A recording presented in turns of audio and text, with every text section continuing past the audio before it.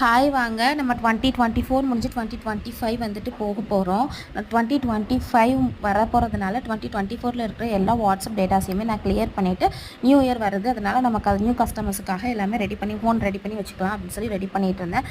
அப்போ தான் செக் பண்ணி பார்த்தேன், நான் 2024 ஸ்டார்டிங்கில் 2023 இருந்த ரிவ்யூஸை ஸ்க்ரீன்ஷாட் எடுத்து வச்சுருந்தேன். ஸோ நான் அதுவே இன்னும் ஷேர் பண்ணல. ஆனால் 2024 டெலீட் பண்ணிட்டேன் மறந்தப்போ. சரி ஓகே, நம்ம 2024 ரிவ்யூஸ் தான் மிஸ் பண்ணிட்டோம். 2023 ஸ்க்ரீன்ஷாட் எடுத்து வச்சதே இன்னும் ஷேர் பண்ணாமல் இருக்கும். அதை ஷேர் பண்ணாலாது வரப்போகிற நியூ கஸ்டமர்ஸுக்கு நம்மளை பற்றின ஒரு ஐடியாஸ் கிடைக்கும் அப்படின்னு சொல்லிட்டு இதில் நம்மளோட எல்லா ப்ராடக்ட்ஸையும் வாங்கினா ரேண்டமான ரிவ்யூஸ் மட்டும் தான் ஸ்க்ரீன்ஷாட் எடுத்து போட்டிருக்கு. இதில் நிறைய பேரோட ரிவ்யூஸ் மிஸ் ஆகுறதுக்கு நிறைய சான்ஸ் இருக்குது.